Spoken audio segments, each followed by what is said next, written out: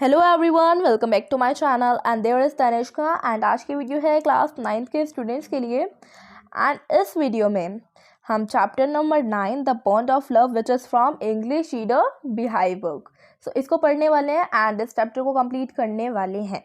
So start करते हैं अभी इस वीडियो को। मैं आपको बताऊं, चैप्टर को पढ़ने से पहले हमें ये देखना पड़ेगा कि ये जो चैप्टर का जो टाइटल है इसका मतलब क्या होता है एंड इसके ऑथर कौन है। पहले देख लेते हैं इसका मतलब क्या है। The bond of love, bond क्या होता है, कैन यू टेल मी? या बॉन्ड होता है संबंध और लव आपको पता है प्यार होता है। सो प्यार का संबंध इस चैप्टर में किसकी बात करी कि बेसिकली प्यार का संबंध, और वो किन दोनों के बीच में है वो चैप्टर को पढ़ने पर पता चल जाएगा। एंड इसके ऑथर कौन है? Kenneth Anderson. I will show you the name. Okay, so अब आपकी स्क्रीन पे विजिबल होगा कैनेथ एंडरसन। सो ये है ऑथर जिसने लिखा है chapter which is the bond of the love. अब स्टार्ट करते हैं पोएम को या चैप्टर को पढ़ते हैं। फर्स्ट हम पढ़ेंगे, चैप्टर को पढ़ने से पहले हमें बोला जा रहा है बिफोर यू रीड, मतलब कि चैप्टर को पढ़ने से पहले ये पढ़ लो। ओके, सो इसमें लिखा हुआ है क्या एक ह्यूमन बीइंग और एक वाइल्ड एनिमल, जंगली जानवर फ्रेंड बन सकते हैं, फ्रेंडशिप हो सकती है या फिर उनके बीच में प्यार हो सकता है? अब आप मुझे कमेंट करके बताइएगा कि क्या एक ह्यूमन बीइंग और एक वाइल्ड एनिमल के बीच में प्यार हो सकता है या फिर फ्रेंडशिप हो सकती है। एंड हमें बोला है कि let's read a fascinating account of an orphan sloth bear that was rescued by the author. So पहले देख लेते हैं ये जो इतने बड़े बड़े वर्ड लिखे हैं इनका मतलब क्या है। फैसिनेटिंग, फैसिनेटिंग होता है चार्मिंग, चार्मिंग या फिर डिलाइटफुल। और ऑर्फन का मतलब क्या होता है? अनाथ। एंड स्लोथ बियर इज, या बियर का मतलब तो आपको पता है। एंड स्लोथ जो इसके आगे लग गया इसका मतलब क्या होगा? जो धीरे धीरे चलता हो उसे बोलते हैं हम स्लोथ। सो हम बता दें कि बियर तो हो गया हमारा, आपको जो पता है कि एक भालू को बियर बोला जाता है। एंड स्लोथ हो गया जो काफ़ी वॉकिंग जब वो करे तो काफ़ी धीरे धीरे करे, लाइक आलसी जिसे बोलेंगे। हिंदी में करेक्ट हिंदी है इसकी आलसी वर्ड। सो आलसी बियर की ये पोयम है। ये तो पेन नहीं चल रहा, ओके अब चल गया। सो और यहाँ पे ऑर्फन्ड है अनाथ, आलसी बियर, फैसिनेटिंग डिलाइटफुल काफ़ी सुंदर, चार्मिंग, रेस्क्यूड होता है बचाना, बचाव। ठीक है, तो ये एक ऐसी चैप्टर के मतलब कि ऐसी पोएम है या चैप्टर है जिसमें एक जो इसके ऑथर है जो है कैनेथ एंडरसन, इन्होंने एक बेबी बियर स्लोथ बियर को बचाया है जो अनाथ होता है ना। अनाथ एक स्लोथ बियर था, आलसी भालू। ऑथर ने इसे बचाया और ये काफ़ी जो भालू है ना काफ़ी ज़्यादा फैसिनेटिंग था, मतलब चार्मिंग एबल था, सुंदर था दिखने में और ये अच्छी अच्छी चीज़ें करता था व्हाटएवर। सो अभी चैप्टर को पढ़ के पता चल जाएगा कि वो क्या क्या करता था whatever. Okay, so and next para है sloth bear inhabited forest area. So ये कहाँ पे पाए जाते हैं? इनहैबिट इज लाइक कहाँ पे पाए जाते हैं। सो कहाँ पे ये फाउंड करे जाते हैं? Tropical rain forest of India, जहाँ पे काफ़ी बारिश होती है, ट्रॉपिकल रेन फॉरेस्ट इंडिया की जगह में, वहाँ पे ये आपको पाए जाएंगे स्लोथ बियर। एंड ये ग्रासलैंड में हरी भरी घास होती है ना, वहाँ पे लोअर एलिवेशन, मतलब कि एलिवेशन क्या होता है? ऊंचाई होती है ना, वहाँ पे लोअर एलिवेशन मतलब कि एलिवेशन क्या होता है? ऊंचाई। एलिवेशन इज लाइक ऊंचाई, हाइट। ठीक है, तो ऐसी एरिया जहाँ पे काफ़ी हाइट वाली जगह हो, ऊंचाई वाली जगह हो एंड ग्रास जो हो काफ़ी बड़े बड़े हो। और वो कौन सा रीजन होता है? ट्रॉपिकल रेन फॉरेस्ट वाला रीजन इंडिया में, ये वहाँ पे पाए जाते हैं। And sloth bear have very shaggy hair. Shaggy hair is what? Shaggy like आप बोल सकते हैं काफ़ी मुरझाए हुए, आप बोलेंगे एक दूसरे में जब उलझ जाते हैं ना बाल, तो उसी को बोला जाएगा शेगी हेयर। तो शेगी हेयर होते हैं इनके पूरी की पूरी बॉडी पे। एंड लॉन्ग मजल, मजल क्या होता है? बियर के अंदर मजल क्या होता है? मजल होती है इनकी नाक, नोज, जिसको हम बोलेंगे नोज। ठीक है, तो इनकी काफ़ी लंबी नाक होती है, आपको ये देखो चैप्टर में दिख भी रहा होगा, ये देखो पिक्चर में इनकी नोज़ कितनी आगे की ओर से निकली हुई है ना, इसी को बोला गया है। और इनके पूरे के पूरे शरीर पे शैगी हेयर होती है। आप बोल सकते हैं मुरझाए हुए, या फिर आप मुरझाए हुए नहीं, करेक्ट वर्ड नहीं रहेगा, बट आप बोल सकते हैं फंसे हुए, एक दूसरे में उलझ जाते हैं बाल या उलझ जाते हैं बाल, उसी को बोलते हैं shaggy hair. Using their clothes to dig, और ये किसी चीज़ को खोदने में किसका यूज़ करते हैं? अपने पंजों का, अपने पंजों का। And they can use their lips to form a tube, और ट्यूब को बनाने में ये अपना लिप्स का इस्तेमाल करते हैं। एंड ये जो ट्यूब बनाते हैं इसके कारण ये एक ग्राउंड होता है ना, एक ग्राउंड लेवल के कितने भी डीप जा सकते हैं और ये ट्यूब बना के किसी भी डीप से डीप जगह तक चले जाते हैं और ये अपने डेड ट्रीज को खाने चाहते हैं। इनका फूड होता है क्या?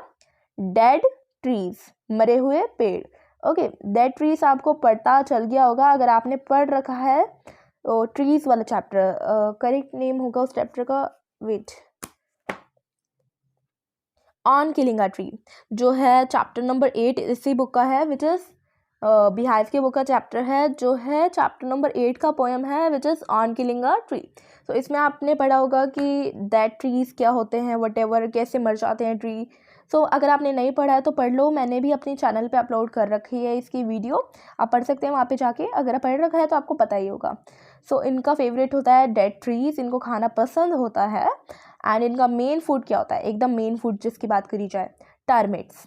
टर्मिट्स काफ़ी बच्चों को नहीं पता है तो मैं बता दूं, दीमक। दीमक सुना तो होगा, ठीक है। दीमक रोशनी काफ़ी अच्छा दे देते हैं एंड कोई कोई पर्सन होता है ना, उनको दीमक काफ़ी ज़्यादा पसंद होते हैं और पसंद होता है देखने में, और इस भालू को तो ये खाने में काफ़ी ज़्यादा अच्छे लगते हैं, मेन फूड होता है इनका, ठीक है।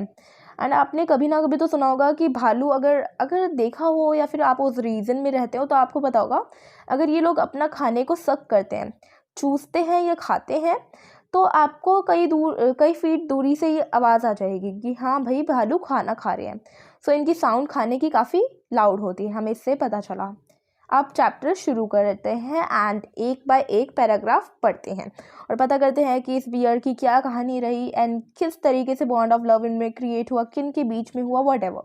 तो अभी स्टार्ट करते हैं एंड बने रहिए ऐसे ही ताकि आप समझ सकें ये पूरा का पूरा chapter in a very easy way. So okay, so इस चैप्टर का फर्स्ट पैरा है हमारा, I will begin with Bruno my wife pet sloth bear. मैं इस चैप्टर को ब्रूनो से शुरू करना चाहूँगा। ये कौन बोल रहा है? ऑथर, जिसका नाम है केनीथ एंडरसन। मैं आपको बता दूं कि छोटी छोटी जो बेसिक नीड्स वाली चीज़ें हैं ना, उन सबको पूरा रखना।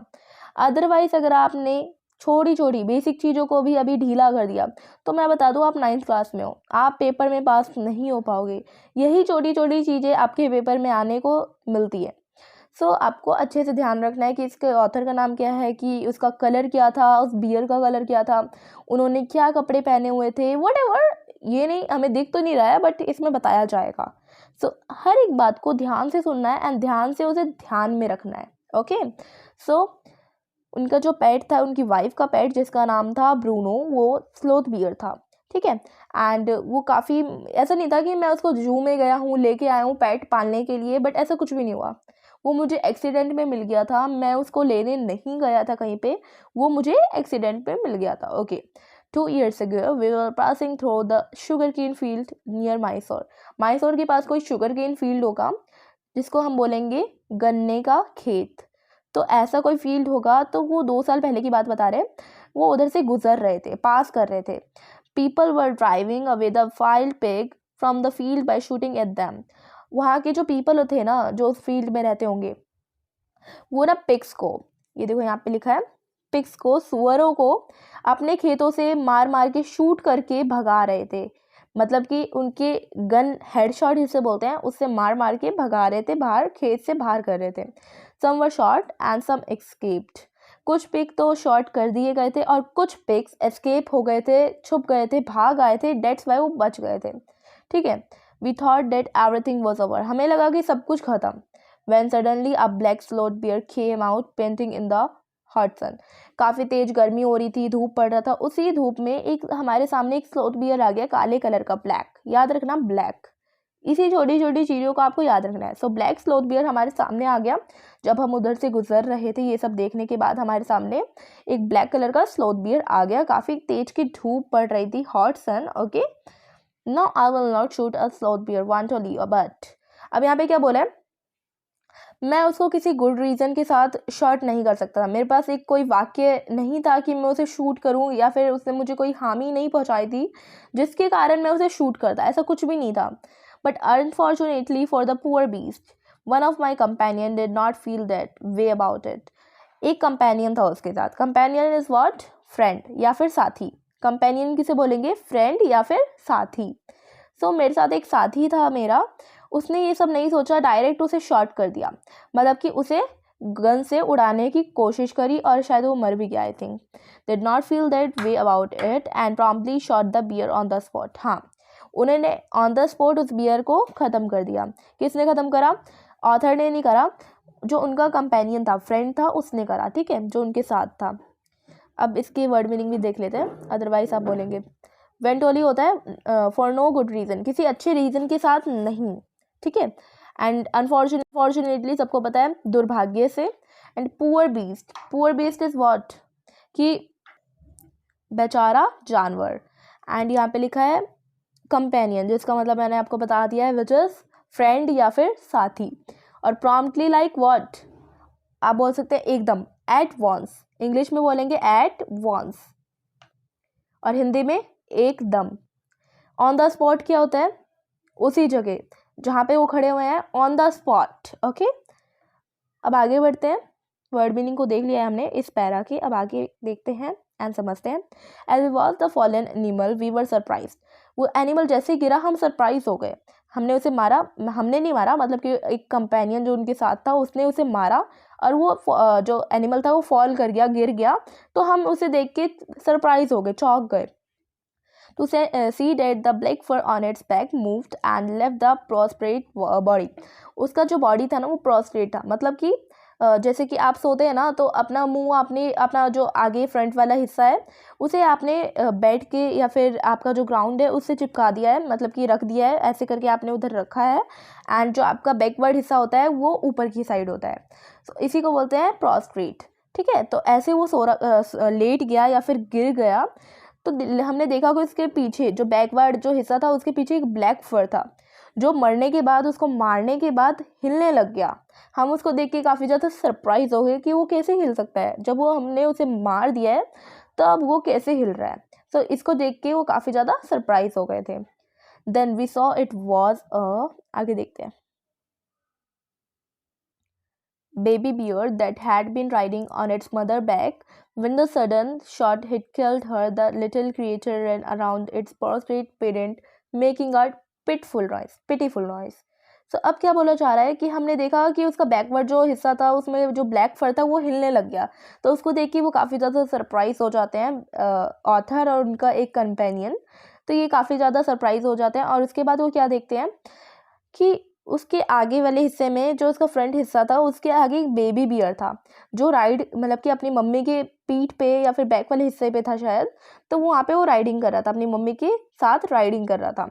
एंड एकदम से उसकी मम्मी को जब हमने मारा तो वो एकदम उस अपनी मम्मी के आसपास दौड़ने लग गया. और पिटीफुल नॉइस इज़ लाइक शोरनाक, या फिर आप बोलेंगे कि जिसमें दर्द छुपा होता है, ऐसी नॉइज़ के साथ वो इधर उधर दौड़ने लग गया और चिल्लाने लग गया. अगर आप खुद इमेजिन करना कि आपकी मम्मी, वैसे खुदा ना खास्ता कभी हो ऐसा, बट आपकी मम्मी, किसी की भी मम्मी या फिर मेरी मम्मी अगर एक दिन चली जाएगी तो आप कैसे करेंगे?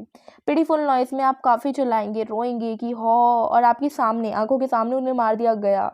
तो काफ़ी ज़्यादा ऐसी नॉइस निकल ही जाती है जिसको हम बोलते हैं पिटीफुल नॉइस. ओके, सो आगे देखते हैं. Fourth para. I ran up to attempt a capture. मैं एकदम से दौड़ा कि देखता हूँ कि क्या हुआ, और मतलब कि देख ही रहा था उसको कैप्चर, मतलब कि उसको पकड़ने के लिए दौड़ा कि बेबी बियर ऐसे मत भागो, तुम्हारी मम्मी को कुछ नहीं हुआ. ऐसा ऐसे लाड करते हैं ना छोटे बच्चों को, तो ऐसे करने के लिए वो भी आगे की ओर दौड़ा. It scooted into the sugar cane field. लेकिन वो रुका नहीं. वो बेबी बियर मेरे को देख के डर गया कि मेरे को भी ना मार दे, एंड वो शुगर केन फील्ड में जाके भाग गया. Following it with my companion. मैं उसको जाके फॉलो करने लग गया, उसको ढूंढने लग गया अपने कंपेनियन के साथ. मैं उसके पीछे भागने लग गया कि बेबी बियर प्लीज़ आ जाओ, ऐसा कुछ भी नहीं हुआ, ये वो.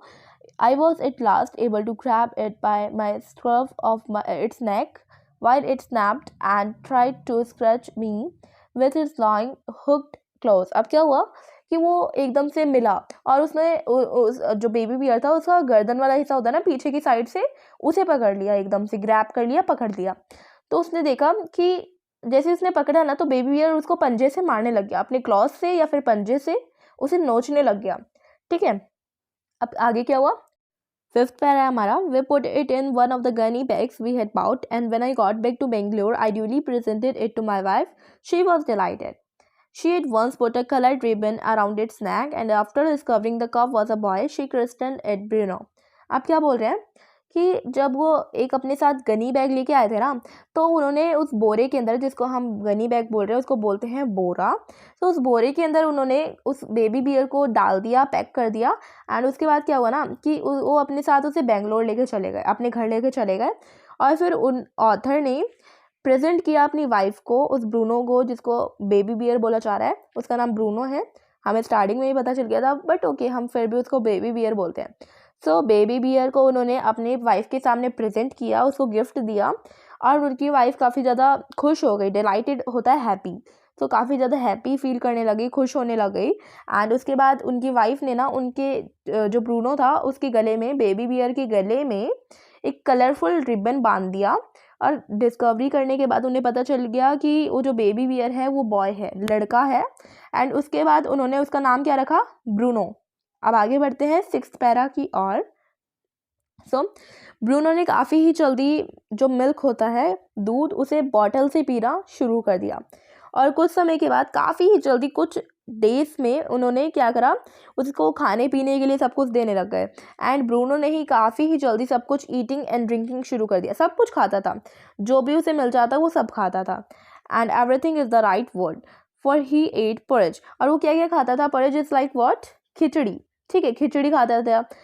उसमें कुछ भी इंग्रेडिएंट हो, उसमें क्या सामान होगा, ज़्यादा मिर्ची होगी या फिर कम तीखा होगा, उसका कोई चॉइस ही नहीं था। उसको जैसा दे दो वो वैसा खा लेता था। उसके अंदर जो भी इंग्रेडिएंट है वो सबको खा लेता था। उसको कोई भी ऐसा नहीं होता था कि मैं इसे नहीं खाऊंगा वरना मुझे कुछ हो जाएगा, ये वो कुछ भी नहीं। उसको किसी बात की फिक्र नहीं थी। उसको खिचड़ी खाना भी अच्छा लगता था, vegetable, fruits, nut, meat, specially pork. Pork is what? सुअर का मांस, पिग मीट। सो इसको बोलते हैं पर्क। तो उस मीट में उसे क्या पसंद था? पर्क। और curry, rice, regardless of condiment and chillies, ये सब उसे पसंद था। आप पढ़ लेना ये सब, एक्सेट्रा एक्सेट्रा, ये सब उसे पसंद था। ठीक है, ये सब वो खा लेता था बिना किसी सोच समझ के कि इसको खाना कैसा रहेगा या फिर इसमें मिर्ची है कि नहीं, व्हाटएवर। और उसको ड्रिंकिंग में क्या पसंद था? Milk, T, coffee, lime juice. Lime juice is नींबू पानी। ठीक है, एरेटेड वाटर, सोडा। सोडा का पानी होता है ना, उसे बोलते हैं एरेटेड वाटर। ठीक है, and butter milk, beer. Beer भी पीता था। अल्कोहलिक लिक्विड, ओके, ये सब पी लेता था। इनफैक्ट एनी लिक्विड, कोई सा भी लिक्विड वो पी लेता था। ये भी नहीं सोचता था कि इसमें क्या होगा, इससे मुझे कोई खराबी तो नहीं होगी। और कुछ भी खाने में भी वो कुछ भी खा लेता था, पीने में भी वो कुछ भी पी लेता था। ठीक है, और ये काफ़ी ज़्यादा उनको रेलिश लगा। रेलिश क्या होता है? मतलब ब्रूनो को काफ़ी ही ज़्यादा स्वाद आने लगता था इन लोगों में नहीं, sorry I am very very sorry, इन सभी खानों में या फिर इन सभी पानियों में उसे काफ़ी ज़्यादा स्वाद आता था। रेलिश होता है स्वाद, जिसको अगर हम अनदर वर्ड में देखें या फिर सिनोनिम जिसे बोलते हैं, तो आप बोलेंगे टेस्ट। टेस्ट भी लिख सकते हैं आप रेलिश के अलावा, ओके, एंड स्वाद भी। ठीक है, तो उसको काफ़ी ज़्यादा अच्छा लगता था। वो ये भी नहीं सोच सकता कि इसमें क्या होगा, क्या इंग्रेडिएंट है इसके, व्हाटएवर। सो वो बिना किसी सोच समझ के उसे खा जाता था, और उसे अच्छा भी लगता था पीने में, खाने में, व्हाटएवर। अब 7th पैरा देख। अब 7th पैरा में उन्होंने बताया है कि उनके घर पे 2 एल्सेशियन डॉग्स थे, 2 डॉग्स थे, और उनकी किराए पे बंगलो में जो किराए पे कुछ बच्चे रहते होंगे, उन दोनों के साथ, डॉग के साथ भी उसको, ब्रूनो को काफ़ी ज़्यादा अटैचमेंट सी हो गई थी। ठीक है, काफ़ी अच्छा लगता था उनके साथ साथ टाइम पास करना या फिर टाइम बिताना या फिर कुछ भी बोल सकते हैं। He was quite left free in younger days and spent his time in playing। और जब वो छोटा था तब उसने अपने यंगर टाइम में तो सब कुछ खेलने में ही टाइम पास करा था। लाइक वो इधर से उधर किचन में भागता था, कभी जल्दी से बेड के ऊपर चला जाता था सोने के लिए रात को, एंड खेलता रहता था। ये सब वो अपना टाइम पास करने के लिए यूज़ करता था यंगर डेज में। 8th para.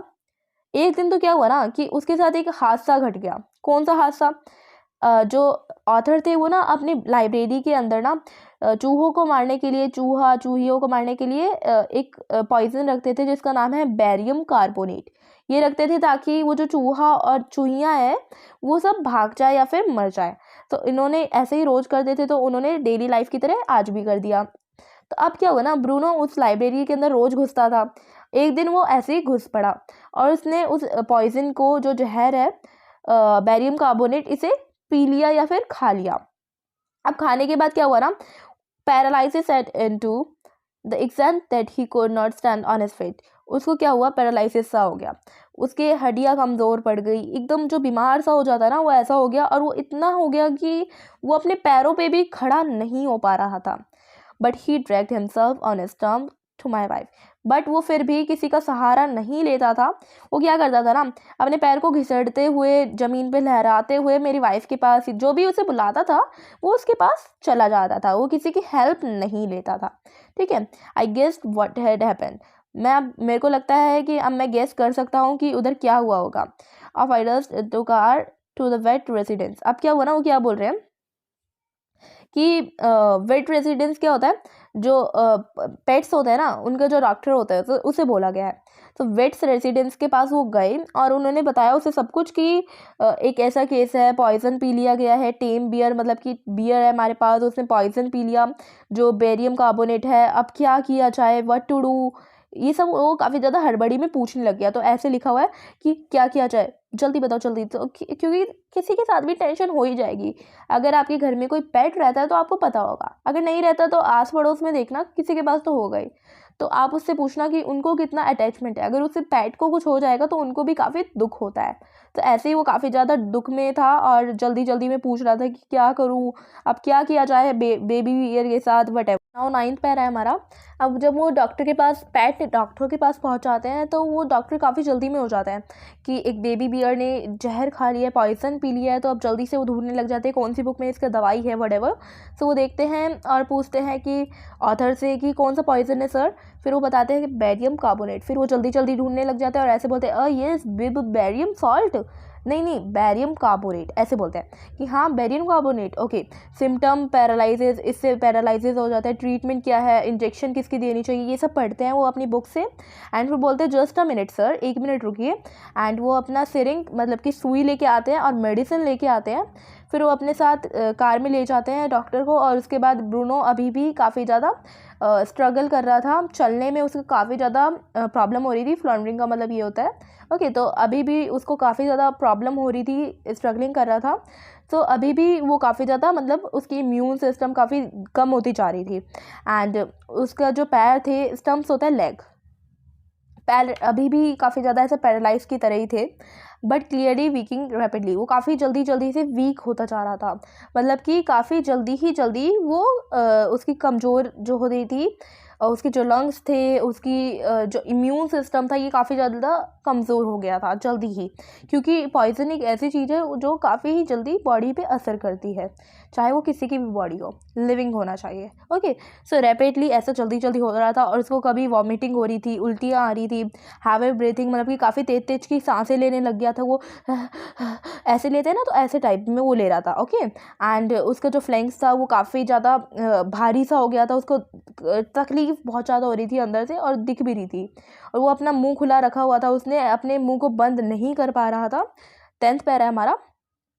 Hold him everybody. सब उसे पकड़ लेते हैं और उसके अंदर एक इंजेक्शन लगा दिया जाता है। हाइपोडर्मिक जो होता है, वो होता है कि जो इंजेक्शन का निडल होता है ना, आगे की ओर का हिस्सा, उसे जब स्किन के अंदर डाला जाता है उसी को बोलते हैं हाइपोडर्मिक।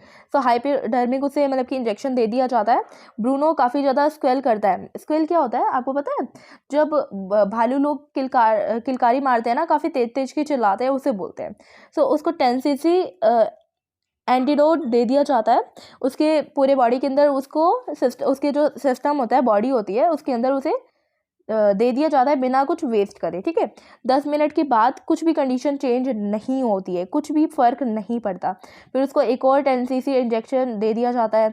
फिर 10 मिनट बाद उसकी जो ब्रीथिंग होती है, तो तेज तेज सांस ले रहा होता है, और जो सीरियस मैटर था वो थोड़ा कम होता है, थोड़ा सा कम होता है। फिर क्या होता है, Bruno can move his arm. फिर उसके बाद ब्रूनो अपना हाथ और पैर हिला सकता है। उसके बाद थोड़ा बहुत हिला रहा है, लिटिल, थोड़ा बहुत, पूरा नहीं हिला पा रहा है, बट अभी भी वो खड़ा नहीं हो पा रहा था, मतलब कि खुद से खड़ा नहीं हो सकता। फिर 30 मिनट बाद, मतलब आधे घंटे के बाद क्या होता है ना, ब्रूनो खड़ा हो जाता है और जल्दी से अपना खाना खाना शुरू कर देता है। जो भी उसको पसंद होता है वो खाता है और खड़ा हो जाता है।